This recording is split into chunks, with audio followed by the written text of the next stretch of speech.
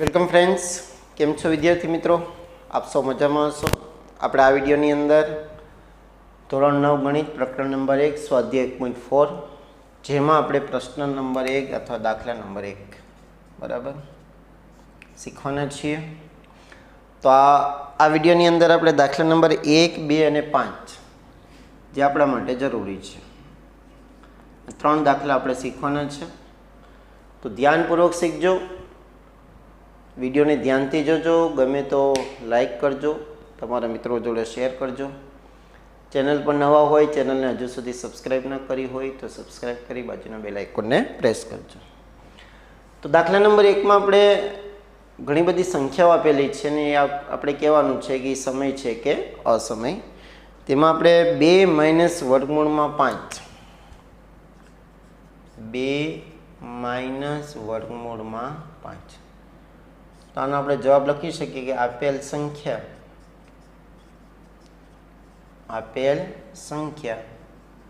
કેવી સંખ્યા છે? બોલો, અસમય સંખ્યા છે. જો આગળના વિડીયોમાં આપણે તારણ શીખાતા, એ તારણ અહીંયા કામ લાગે છે કે એક સમય છે ને એક અસમય છે અને વચ્ચે બાદબાકી છે, તો કેવી સંખ્યા કહેવાશે? અસમય સંખ્યા કહેવાશે. એના પછી આપણે બીજી સંખ્યા આપેલી છે 3 + વર્ગમૂળમાં 23 3 + વર્ગમૂળમાં 23 કૌંસ પૂરો માઇનસ વર્ગમૂળમાં 23. ચાલો, આ સંખ્યામાં આપણે સાદુરૂપ કંઈક આપી શકીએ. આપણે બ્રેકેટને ઓપન કરીએ, 3 + વર્ગમૂળમાં 23 માઇનસ વર્ગમૂળમાં 23. તો આ બંને કેવી થઈ ગઈ? કેન્સલ, કેમ કે વર્ગમૂળ 23 પ્લસ માઇનસ. તો હવે આપણો જવાબ શું આવ્યો? 3. તો 3 છે એ કેવી સંખ્યા કહેવાશે? બોલો, સમય સંખ્યા કહેવાશે. કેવી સંખ્યા કહેવાશે? સમય. ચાલો, એના પછી ત્રીજી સંખ્યા આપણને આપેલી છે 2 વર્ગમૂળમાં 7 2 વર્ગમૂળમાં 7 7 વર્ગમૂળમાં 7. તો આ સંખ્યામાં આપણે કંઈક સાદુરૂપ આ રીતે આપી શકીએ. જો 2 × વર્ગમૂળમાં 7 આ રીતે પણ લખાય, 7 × વર્ગમૂળમાં 7 ગુણાકારનો સંબંધ. અને આ વસ્તુ પણ નિયમમાં છે કે જ્યારે અંશ અને છેદમાં ગુણાકારના સંબંધમાં ઉપર નીચે કંઈક સમાન હોય તો એને આપણે શું કરી શકીએ? બોલો, કેન્સલ કરી શકીએ. તો આનો જવાબ આપણી પાસે હવે શું હશે? 2/7. અને 2/7 એટલે કેવી સંખ્યા કહેવાશે? બોલો, સમય સંખ્યા કહેવાશે, જેને આપણે PQ સ્વરૂપમાં દર્શાવેલી છે. ચાલો, એના પછી ચોથી સંખ્યા છે 1/√ વર્ગમૂળમાં 2. ચોથી સંખ્યા છે 1/√ 2. તો કેવી સંખ્યા કહેવાશે આને? અસમય. કેવી સંખ્યા બોલાશે? અસમય. વર્ગમૂળ 2 છે, જુઓ. અને પાંચમી સંખ્યા છે 2π. તો 2π ને પણ કેવી સંખ્યા બોલાશે? અસમય સંખ્યા. તો આપણે અહીંયા 5 સંખ્યાઓ વિશે કીધું કે કોણ સમય છે ને કોણ અસમય છે. તો અહીંયા દાખલા નંબર 1 પૂર્ણ થાય છે. વાત કરીએ આપણે દાખલા નંબર 2ની. તો દાખલા નંબર 2માં આપણે અલગ અલગ રકમો આપેલી છે. એ રકમોને આપણે સાદુરૂપ દેવાનું છે અને સાદુરૂપ આપી અને એનો આપણે જવાબ લેવાનો છે. તો દાખલા નંબર 2 અને બીજો દાખલા નંબર 5, આ 2 દાખલા આપણે આ વિડીયોમાં જ જોવાના છીએ. તમારે કોઈ સજેશન હોય તો વિડીયોમાં જરૂરથી કમેન્ટ કરીને કહેજો. વિડીયો કેવો લાગે છે એના વિશે પણ કમેન્ટ કરીને કહેજો. સારી કમેન્ટ લખજો. અને ફરીવાર રિક્વેસ્ટ છે કે આ વિડીયોને વધુમાં વધુ શેર કરો તમારા મિત્રો જોડે. અને ચેનલ પર નવા હોય તો ચેનલને સબસ્ક્રાઈબ કરી લો. ચાલો, પ્રશ્ન નંબર 2 જોઈએ આપણે. દાખલા નંબર 2, પ્રશ્ન નંબર 2, જે પણ કહેવું હોય કહી શકીએ. તેમાં આપણે સાદુરૂપ આપવાનું છે 3 વર્ગમૂળમાં 3 3 વર્ગમૂળમાં 3 બીજા કૌંસમાં 2 વર્ગમૂળમાં 2 2 વર્ગમૂળમાં 2. તો ઘણીવાર વિદ્યાર્થી મિત્રો અહીંયાથી મૂંઝાઈ જાય છે કે હવે અહીંયા શું કરવું, આગળ કેમ વધવું. તો બસ તમને આગળ વધતા આવડી જાય તો દાખલો ગણતા આવડી જાય, પણ આગળ વધવું કેમ? તો જ્યારે તમને આવું કંઈક આપેલું હોય તો ગુણાકારનો સંબંધ હોય તો ગુણાકારના સંબંધમાં કાઉન્સનું કંઈક સાદુરૂપ એ રીતે હોય કે આ પહેલી જે સંખ્યા છે એનો બંને સાથે ગુણાકાર કરવાનો અને પછી બીજી સંખ્યા છે એનો બંને સાથે ગુણાકાર કરવાનો. ચાલો કરીએ. પહેલાં 3નો ગુણાકાર 2 સાથે, તો 3 દુ કેટલા થઈ જશે? 6. પછી જો આ 3ની નિશાની પ્લસ છે, 2ની નિશાની કેવી છે? પ્લસ. તો બંનેનો ગુણાકાર શું આવશે? 3 વર્ગમૂળમાં 2. 3 વર્ગમૂળમાં 2 એમને જ લખી લેશો આપણે. એવી રીતે વર્ગમૂળ 3 અને 2. તો જો હવે આનો ગુણાકાર આની સાથે, તો આનો ગુણાકાર કંઈક આ રીતે આવશે 2 વર્ગમૂળમાં 3. ઘણા કહેશે વર્ગમૂળ 3 પહેલાં લખો ને, સારું નથી લાગતું એટલે, બાકી બે રીતે લખી શકીએ. ઓલું ક્યાંક 32 દેખાય પછી, તો સમય સંખ્યા પહેલાં લખાય, અસમય પછી લખાય. ચાલો હવે આનો ગુણાકાર આની સાથે વર્ગમૂળ 3 ગુણ્યા વર્ગમૂળ 2. તો જો બંને વર્ગમૂળમાં સંખ્યા છે એટલે આને આ રીતે પણ આપણે લખી શકીએ 3 ગુણ્યા 2. ચાલો સાદુરૂપ આપીએ 6 ના 6, 3 વર્ગમૂળમાં 2 વત્તા 2 વર્ગમૂળમાં 3 વત્તા 3 દુ કેટલા થશે? 6. તો આ થઈ ગયો આપણો પહેલા દાખલાનો જવાબ. ચલો બીજો દાખલો શું આપેલો છે આપણે? 3 વર્ગમૂળમાં 3 કાઉન્સમાં છે 3 વર્ગમૂળમાં 3 અને બીજા કાઉન્સમાં 3 માઇનસ વર્ગમૂળમાં 3. એકમાં પ્લસ છે, એકમાં માઇનસ છે.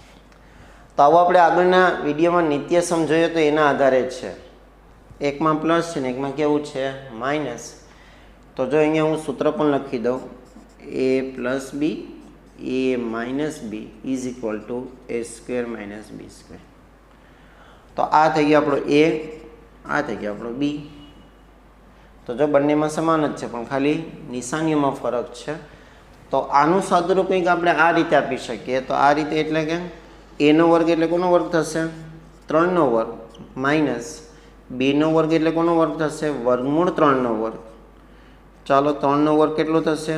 9 માઇનસ વર્ગમૂળ 3નો વર્ગ 3 જ થશે, કેમ કે વર્ગ અને વર્ગમૂળ કેવા થઈ જશે? Cancel out. તો 9માંથી 3 જાય તો કેટલા વધશે? 6. તો આ થઈ ગયો આપણો બીજો દાખલો. અહીંયા ત્રીજો દાખલો આપણે ગણીએ.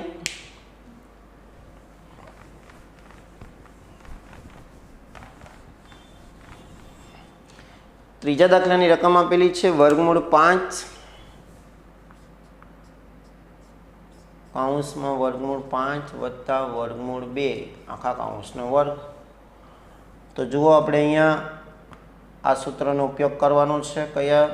તો કે a પ્લસ બી આખા કાઉન્સનો વર્ગ is equal to a square plus 2ab plus b square. a square plus 2ab plus b square. તો હવે આપણે આ આપણું a છે, આ આપણો બી છે, એમ સમજો, સમજવાનું છે, એમ સમજો નહીં. તો હવે એનું સાદુરૂપ કંઈક આ રીતે થશે a સ્ક્વેર. a સ્ક્વેર એટલે કોનો વર્ગ થશે? તો કે વર્ગમૂળ 5નો વર્ગ વત્તા 2 કાઉન્સમાં વર્ગમૂળ a વર્ગમૂળ b એટલે કે વર્ગમૂળ 5 ગુણ્યા વર્ગમૂળ 2 વત્તા b નો વર્ગ. b નો વર્ગ એટલે કોનો વર્ગ થશે? વર્ગમૂળ 2નો વર્ગ. ચાલો વર્ગ અને વર્ગમૂળ કેવા થઈ ગયા? કેન્સલ. 5 ના 5 વત્તા 2 ના 2 વર્ગમૂળ 5 વર્ગમૂળ 2, તો બંનેનો આપણે ગુણાકાર કેટલો થશે? 10 વત્તા 2 વર્ગમૂળ વર્ગમૂળ 2નો વર્ગ એટલે કે કેન્સલ થઈ જશે. તો ખાલી કેટલા વધશે? 2. તો આ થઈ ગયા આપણો ત્રીજા દાખલાનો જવાબ. એના પછી ચોથો દાખલો. તો ચોથા દાખલામાં આપણે બીજા દાખલા જેવું જ આપેલું છે. વર્ગમૂળ 5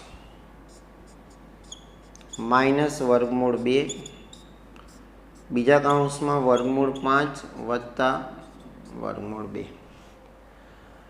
તો જો બીજા દાખલા જેવું જ છે, a માઇનસ બી કે a પ્લસ બી. આ કાઉન્સમાં પણ એવું છે, કોઈ પણ પહેલું હોઈ શકે, એમ જરૂરી નથી કે આ જ પહેલું હોય ને આ જ બીજું હોય. તો અહીંયા માઇનસવાળું પહેલું કાઉન્સ છે, પછી પ્લસવાળું કાઉન્સ છે. તો આનો જવાબ કંઈક આપણે શું લખી શકીએ બોલો? વર્ગમૂળ 5નો વર્ગ માઇનસ વર્ગમૂળ 2નો વર્ગ. જો આપણો આ એ થઈ ગયો, આ આપણો બી, એવી રીતે આ એ અને આ બી, એકમાં માઇનસ એકમાં પ્લસ. તો જ્યારે આવું કંઈક આપેલું હોય તો એને આપણે કંઈક આ રીતે પણ લખી શકાય. મતલબ કંઈક એવો છે. ચાલો, વર્ગમૂળ 5નો વર્ગ, વર્ગ અને વર્ગમૂળ કેન્સલ એટલે 5 માઇનસ વર્ગ અને વર્ગમૂળ કેન્સલ એટલે કેટલા આવશે? 2. 5માંથી 2 છે એટલે કેટલા વધે છે? 3. તો આ રીતે પ્રશ્ન નંબર દાખલા નંબર 2ના 4 દાખલા પૂર્ણ થાય છે. આગળ વધીએ પ્રશ્ન નંબર 5.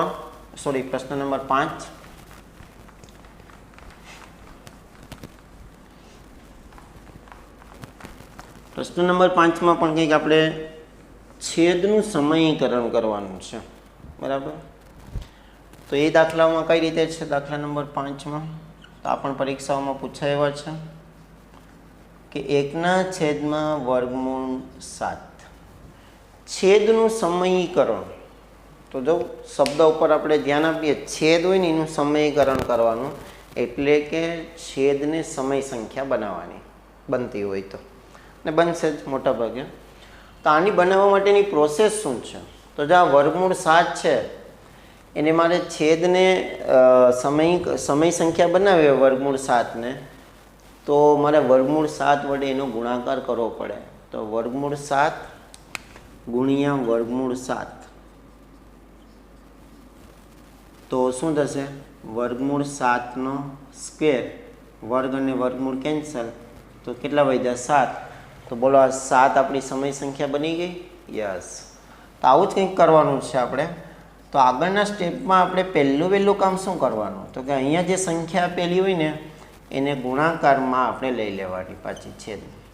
તો જો અહીંયા વર્ગમૂળ 7 ગુણ્યા વર્ગમૂળ 7 થઈ ગયા. હા, પણ આપણે ખાલી છેદમાં કંઈ ન મૂકી શકીએ, કેમ કે જે વસ્તુ છેદમાં કરીએ એ ક્યાં કરવી પડે? વર્ગમૂળ અંશમાં કરવી પડે. તો અંશમાં જે છેદમાં મૂકી એ અંશમાં મૂકવાનું. અને એક આ રીતે પણ આપણું સ્ટેપ સાચું પડે. જો વર્ગમૂળ 7 અને આપણે કેન્સલ કરીએ તો કેટલો જવાબ આવે? 1. તો આ ગુણ્યા 1 એટલે પાછો એ જવાબ આવી જાય.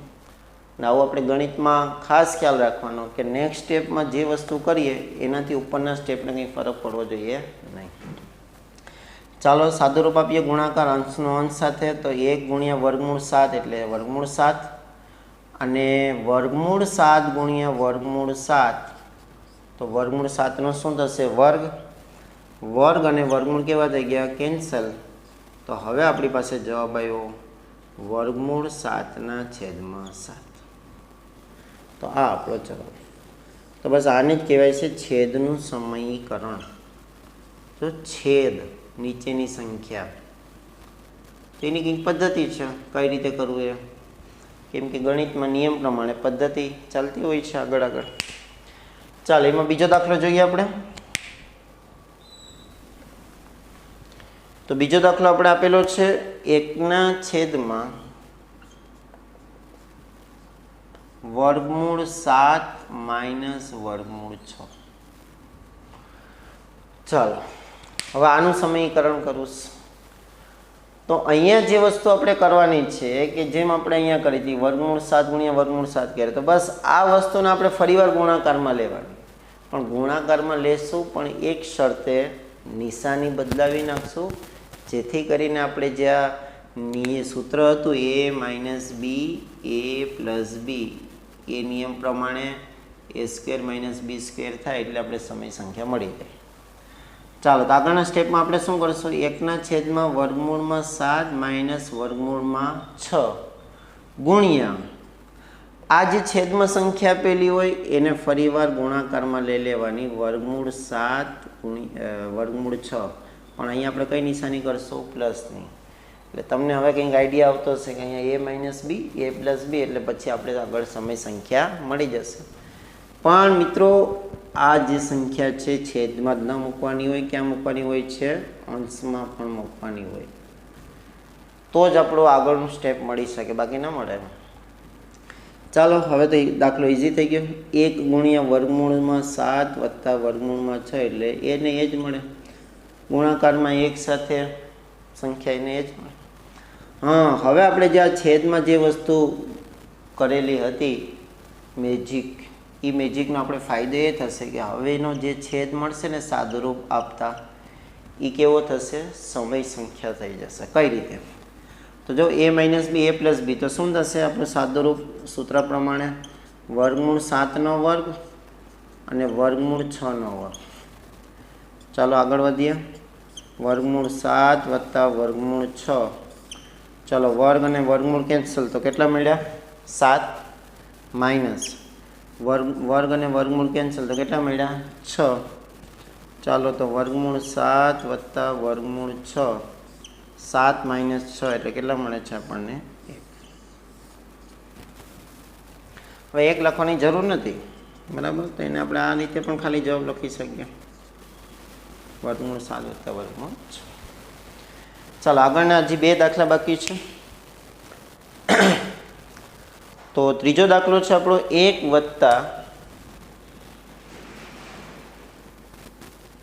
વત્તા વર્ગમૂળમાં 5 વત્તા વર્ગમૂળમાં 2. ચાલો તો હવે આપણે આ છેદને સમીકરણ કરવું હોય તો શું કરવું પડશે? સિમ્પલ, પ્લસ છે તો કેવા કરી નાખશો? માઇનસ. તો 1 વત્તા વર્ગમૂળમાં 5 વત્તા વર્ગમૂળમાં 2 ગુણ્યા છેદમાં આપણે વર્ગમૂળમાં 5 માઇનસ વર્ગમૂળમાં 2. આપણે આ રીતે કરશું. હવે જે છેદમાં કરેલું છે તો એ વસ્તુ ક્યાં કરવી પડે? બોલો, અંશમાં કરવી પડે. ચાલો તો 1 ગુણ્યા વર્ગમૂળમાં 5 માઇનસ વર્ગમૂળમાં 2 એટલે પાછું એને એ જ મળશે. આપણે છેદમાં આ બંનેનો આપણે ગુણાકાર કરીએ તો આપણે જે સૂત્ર પ્રમાણે કંઈક આ રીતે મળશે, વર્ગમૂળ 5નો વર્ગ માઇનસ વર્ગમૂળ 2નો વર્ગ. કેમ કે 1 પ્લસ છે, કેવું છે? માઇનસ. પ્લસ માઇનસ આ રીતે સાદુરૂપ દેવાનું. તો a નો વર્ગ એટલે વર્ગમૂળ 5નો વર્ગ, b નો વર્ગ એટલે વર્ગમૂળ 2નો વર્ગ.